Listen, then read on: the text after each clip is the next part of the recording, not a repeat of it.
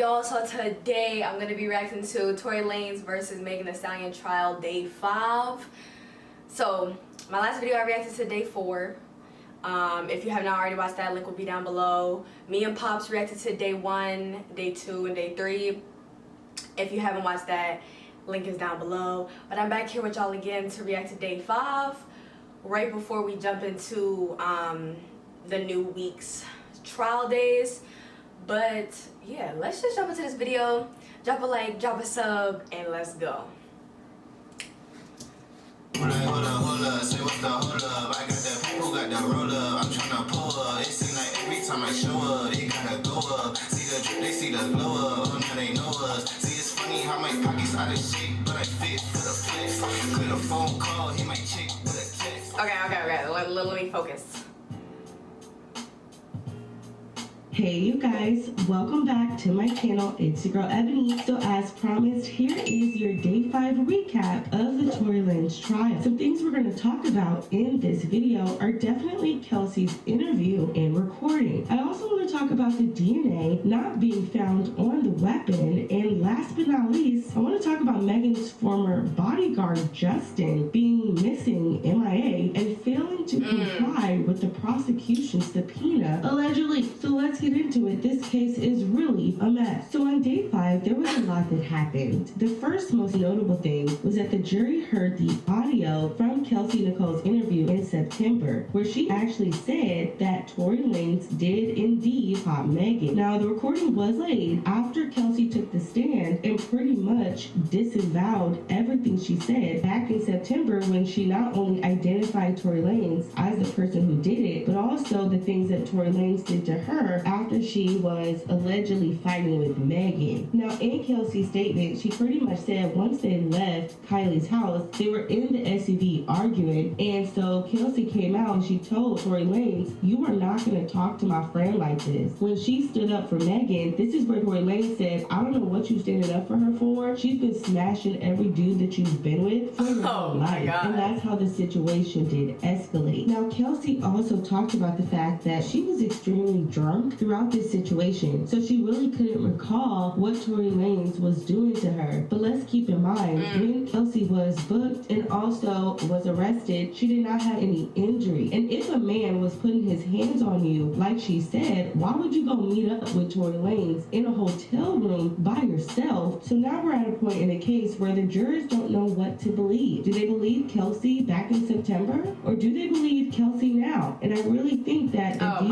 it was a desperate attempt for them to try to make it seem like Kelsey and her testimony before was credible. And I think it may not hold as much weight as they think it will. Now, after they played Kelsey's entire recording, this is where we saw the prosecution call in the LAPD criminologist. And basically he explained that there were 4 casings recovered at the scene, and they were matched to a 9mm. Now, he also said that the Escalade where Tory was seated, okay, this is where the weapon was actually recovered. Now, they also said to the jurors that the DNA testing was inconclusive to Tory Lanez, but that Peterson's DNA was not detected on the magazine. What does that mean? The magazine is what you load the weapon with. So he did not load the weapon. That's what that means. Also, we don't know if he touched the weapon at all because his DNA was inconclusive. They were unable to definitely say that Tory Lanez was out here popping that piece 5 times at Megan. Now, during this time, the defense attorney actually decided to call their own DNA expert.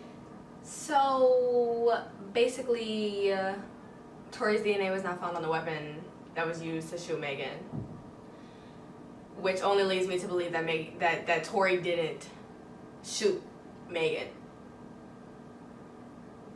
But that's just me, okay? Now, during this time, the defense attorney actually decided to call their own DNA expert. For those of you guys who don't know, the prosecution has not rested, but because the defense's witness, who is a DNA expert, had timing conflicts with his schedule, he was actually allowed to testify early. Both the prosecution and the defense agreed to this because he wouldn't be able to make trial on any other day but today. Now, the DNA expert for the defense team actually actually corroborated most of their statement. But there was something very important that the defense team's DNA expert said. They said this. They said Tory Lanez couldn't be ruled out as to being one of the people who contributed to the DNA found on the weapon. But there should have been a clear, conclusive result if Tory Lanez actually fired the weapon 5 times. The defense expert said this. If somebody is using that weapon and basically popping somebody or popping at somebody over 5 times, there should be a conclusive result that their DNA is on the weapon. They also said that a woman's DNA was also found on the weapon. Okay? We all know that Kelsey's hands had gunshot residue. All right? My God. We also know from the body cam footage that Kelsey was pretty much hyperventilating, saying that she was so overwhelmed by what was happening. You also hear Tory Lanez telling Kelsey it's okay, they don't know what happened. So there's just a lot of gray area here, right? If he is using the gun repeatedly, But all things are leading back to Kelsey for me. Like, it's so crazy. It's so there's crazy. just a lot of gray area here, right? If he is using the gun repeatedly, you mean to tell me that there's no DNA from him? A lot of people are saying, well, he wiped the weapon, right? Tory wiped the weapon down. That wouldn't make any sense. If he wiped the weapon down, there would be no female DNA on the weapon. The weapon was recovered under Tory Lanez's seat. A woman couldn't have touched it after that, right? So this is just a very sticky situation, but I do want to make it clear that as of right now, Tory Lanez's DNA was not on that weapon. Also, we moved into this situation with not only the driver who pretty much went MIA, but Megan's former security guard Justin is also MIA. Now you guys remember that the prosecutors alleged that Tory Lanez, called Justin over his house to get the stuff that Megan had at Tory's house to take it back to Megan. Justin then said that Tory apologized to him for popping Megan. You also had the text message from Kelsey where she said, help, Tory pop Meg 911. Now in this instance, where is Justin the security guard? Well, he actually posted that he was doing security work for the FIFA World Cup out of the country. So there is probably a reasonable belief that he is attending the World Cup because he has a job out there. However, he still has not responded to the subpoena by the prosecution. And this tells me one or two things. One, he don't really care about it. Two, Tory never told him that. Three, the text message that Kelsey sent was something staged to make sure that none of them got in trouble. Or four, again, he don't care about it. So I don't know what. See, and the bodyguard situation is what's really throwing me off is because of like, there's a reason why he's disappeared. Like there's a reason why he didn't show up.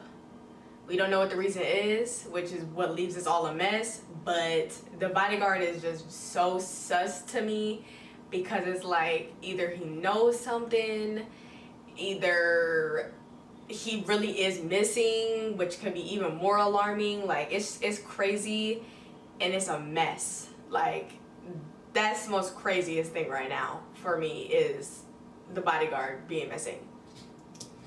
Going on with Justin, he is currently missing in action. They are saying that they are going to do everything they can on not only the prosecution side but also the defense's side to ensure that he is compelled to come to court. And so there is more to come on this, you guys. This situation is just a mess. I'm gonna go ahead and play a legal synopsis of the day 5 so you guys can get a more legal perspective, and we'll talk very soon when we have more information. Week 1 has come to a close. We heard the rest of Kelsey Harris's recorded interview with the district attorney and their investigator. Let me catch you up on everything that went on. 2 ways you can look at this recording. 1, it's her honest account of what happened. She sounds confident. She sounds poised. She's telling you every single thing in sequence. 2, you can look at it as somebody who's giving rehearsed statements to police because she's guilty of crimes and doesn't want to tell the truth, and she's got her lawyers on the line and 2.5 years to prepare, so she spins a nice little story that makes her and Meg look good. I don't know, you be the judge. In her recorded testimony, she tells the whole story of what happened. We go to this gathering at Kylie Jenner's house. Apparently when you go to a gathering at Kylie Jenner's house, it can be pretty cool. There's lots of security, as many as 6 when you pull up. OBJ is there. It's like a hotel. You get your own room to check into. Quite fan. The whole issue of Kylie and Tory and Meg getting jealous and then trying to pull Meg out, and then they leave and then they come back because Meg said she forgot a slipper, and then Kylie kicks them out, and now we're in the car. Tory's saying stuff like, hey Meg, why don't you tell your friend what's so funny, referring to the fact that Meg backdoored Kelsey by hooking up with Tory, and then they're like getting back at him like, yo, whatever, you're this, you're that. She's making fun of his career. You're only relevant because you were on a Jack Harlow feature. He's popping shit like, yo, I'm from Canada. Car, they both get out of the car. She sees Tory hop from the back to the front. He's got a gun and he points it and he shoots at Megan. That's the recorded statement. Does that add up and mesh with everything else? Well, how did the jewelry fall? How did the necklace get on the floor? She says, well, that's Tory physically assaulting me, and that's how all that happened. As far as her and Meg getting into an altercation, no mention to the police on the recorded interview. Was there a police officer or a detective from the LAPD at that interview treating it like she might be a suspect or hostile? Absolutely not. If you ask me, I don't think Tory was the only aggressor putting hands on people. That's what I get, if you ask me, when you look at the very different stories that everybody's telling and the part that the two females don't want to talk about. Remember the physical statures of the people involved. The idea that only men can physically assault women is a common misconception and not at all accurate. That's the shooting. Then they all get back in the car. They're driving. Kelsey texts my security. She texts the security. That's the text. Tory shot Meg. 911. Is that a real text? Is that a cover? And the rest was all of the aftermath. That when they get released, that there were indications made to her from Tory's team that they would invest in her business or that they'd be willing to talk to her about giving her money. Whether any of that was a bribe or was taken, Kelsey denied. And then what happened afterwards in terms of her communications with other people post the incident? She said that she basically never has talked to Meg. They had one conversation. Meg and her team were lying to her and saying that, hey, I'm really badly injured. I'm going to be out of commission for probably at least a year. There's nothing for you to do here. You need to get out of LA. And they basically shoot her away and sent her on to Houston, and she hasn't heard from her since. The recording ends with the prosecutors asking that, hey, are you just saying all this to get back into Meg's good graces? And she says, no, I'm saying all this to relieve myself of the burden of this. I just want to move on from. On cross-examination, Kelsey is so messy. A couple key facts about this interview. One, there was no police presence. Nobody investigating or asking Kelsey hard questions. Two, there was no grant of immunity to Kelsey at that time. So if she did have stuff to hide her own criminality, she would not have been immune from making statements, and so she had an incentive to lie. Three, they had asked her during the interview about certain text messages that might be relevant to the investigation, but there was no follow-up. They never went back and said, hey, can we get those text messages? And four, the idea that her lawyers were on the line and that this is rehearsed, prepared testimony that she had a lot of time to get ready for and give. Like I said, ultimately, what do you make of that recording? Well, you're going to listen to all the evidence in this trial. Trial continues next week, and then you're going to make your decision on who's lying, who's telling the truth. How did those bullet fragments get into Meg Thee Stallion's foot? And it's going to be crazy this week for sure. Tomorrow is Monday, so we will hopefully get some more answers this week to come, and this week is definitely going to be one of the biggest weeks that we've all been waiting for, because I feel like it's dragged out and I'm waiting for it to be over. I want to hear who did it, who shot Megan and all that. Like, I'm just ready for it to be like all said and done. So let me know y'all thoughts on the trial down below in the comments, on all the info that has been released during this trial. Also, what y'all are thinking will come this week in the trial, and how y'all think things is looking. Like, who do y'all think did it? Okay, but make sure y'all subscribe, smash the like button, and I will see y'all in my next video. Peace out.